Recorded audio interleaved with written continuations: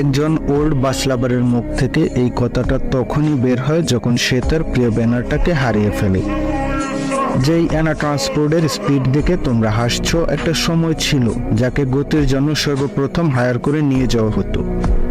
যেই অ্যানা ট্রান্সপোর্টের বাউলি দেখে তোমরা হাসছো, খোঁজ নিয়ে দেখো, একটা সময় এই অ্যানা ট্রান্সপোর্টকে দেখেই অনেকে বাউলি দেওয়া শিখেছে।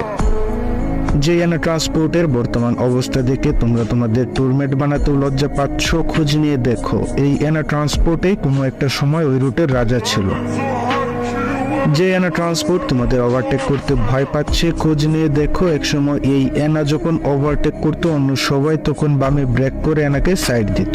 আমি জানি আজকের দিনে যারা টিকটক মারানি ড্রাইভার তারা কখনোই ফিল করতে পারবে না বাম্পারে গিয়ে লাইট নিভিয়ে ওভারটেক করার মজাটা কি ছিল। আমি জানি যেসব ওল্ড বাস লাভাররা বাস লাভিং থেকে হারিয়ে গেছে তারা অ্যানা ট্রান্সপোর্টকে আজও ভালোবাসে।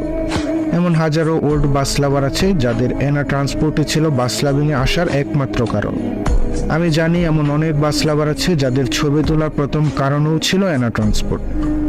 আজকের দিনের নতুন বাস লাভাররা বলে আমি অ্যানা ট্রান্সপোর্টকে প্রচুর ভালোবাসি, আর যারা ওল্ড বাস লাভার ছিল তারা বলে অ্যানা ট্রান্সপোর্ট আমার ইমোশন। একটা না দুইটা না অনেক কোটি বছর এই অ্যানা ট্রান্সপোর্টের সাথে কাটিয়ে দিয়েছি। অনেক ভালো ভালো বন্ধু পেয়েছি, আবার অনেক মানুষকে হারিয়েও ফেলেছি।